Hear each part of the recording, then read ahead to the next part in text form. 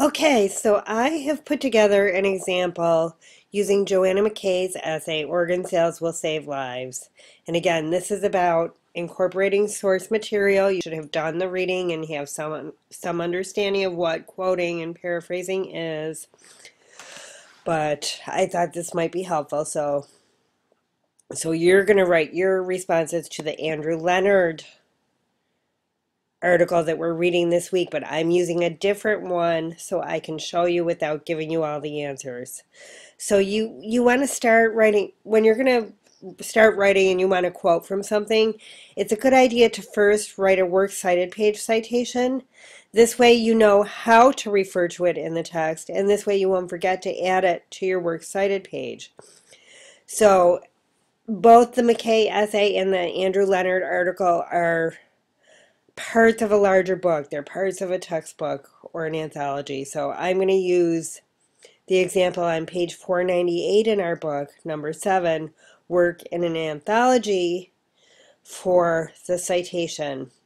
So here's the blank format: author's last name, first name, title of the work, that's the article or essay, the smaller title in quotation marks.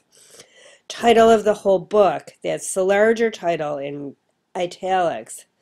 Then we've got the editor's first and last names with the period. Note where there are commas and periods throughout the citations. The publication city, and you find that on the title page.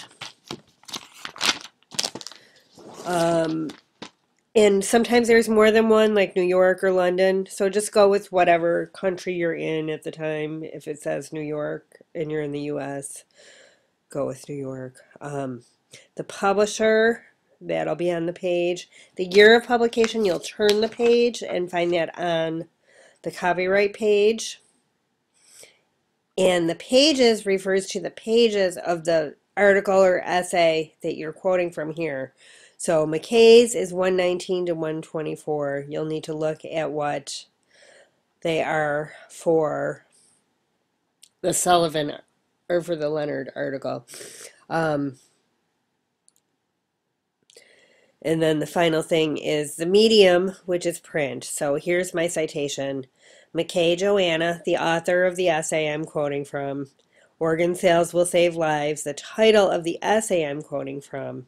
The Norton Field Guide to Writing with Readings and Handbook, 3rd edition. The title of the book this essay is found in.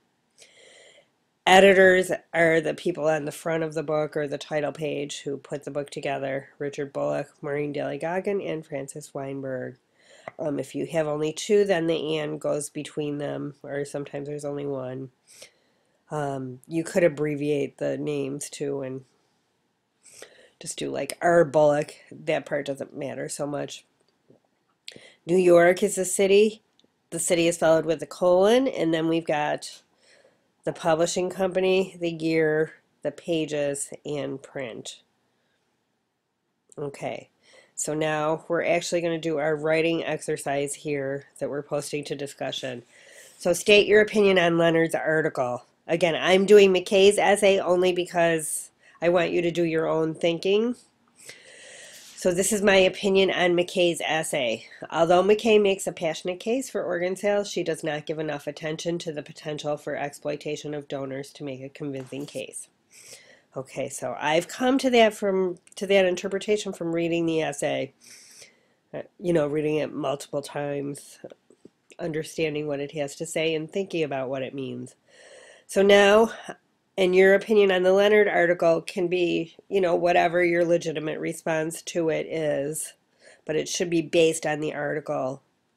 You need to be responding to what you're reading for this exercise. So now you're going to choose 4 examples from the article that support your opinion. Each example must include a source, introduction, and a proper in-text citation. So I've wanted to cover a couple different things. So we're going to do a short quote, which can be anything from, 2 words or to 3 sentences. A long quote is 4 or more lines. And you want to pick those carefully. You don't just want to load your paper up with long quotes. It's not going to help you, and it's not going to get you an A. A QTD citation, I want you to do an example of that because sometimes you'll want to quote something, but the person who said it is somebody the author of your article was quoting and not the author of the article. So you need to tell the reader that using this QTD format. And then finally, a paraphrase. A paraphrase is when you put something into your own words. And when you paraphrase, it's important to change both the sentence structure and the individual word choices. You don't want to just plug and play with a couple of synonyms to paraphrase. Okay, so I already stated my opinion. So for the short quote, and again, we want to have a source introduction. That means I'm going to tell you where this quote comes from. I'm not just going to start with the quotation marks. McKay argues, and here's my quote from her. And then I'm going to end with a citation. This is the page number I found the quote on, and a period. So McKay is who this is going to be listed by. She's the author. So because I put her in the sentence, I don't need to put her inside the brackets. But if she were not in the sentence, if I said the essay, then I would do McKay. No comma, just author and page number. Okay, so when you do a long quote, you still want to introduce it by, you want to tell the reader what this information is for. Again, you're not just dumping things into your paper. So I've written a sentence. Again, I've mentioned McKay in my sentence, which is a good habit to have, really. Here's a colon to set off the long quote. And then in your paper, when you have a new paragraph, it's indented half an inch or 1 tab. When you have a long quote, the whole thing is indented 1 inch or 2 tabs, and it'll be double spaced like the rest of your paper. It just works better for a discussion board if it's not quite in that format.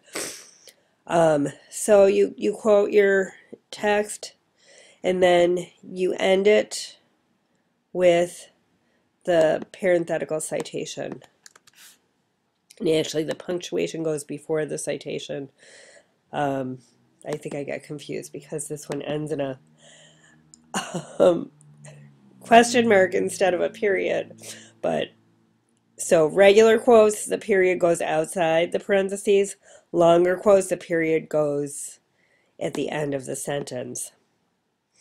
Okay, so here is a QTD citation, again, where we're quoting somebody in the essay, but it's not the person who wrote the essay. So I'm using the John Paul II quote that McKay used. A counter argument from John Paul II states that organ donation for money compromises. Here is the actual quote, the dignity of the human person, and then I need to tell the reader that this was quoted in McKay 122. So they're not looking for John Paul on my works cited page. And finally, paraphrase. Here is the original sentence.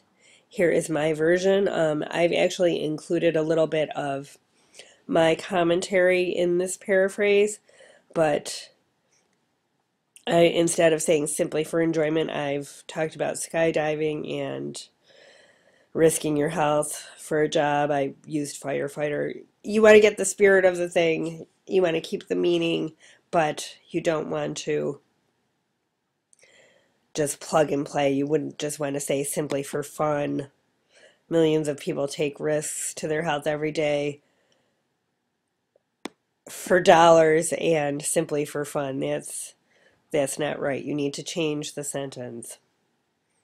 And then you can read this on your own, but here I'm summing up what that quote means. I'm explaining to the reader, how this all fits in to my interpretation that I gave you up here, my opinion of the essay. So this page will be available to you to look at, and you can watch this video, but you should still do the reading very carefully in the chapter.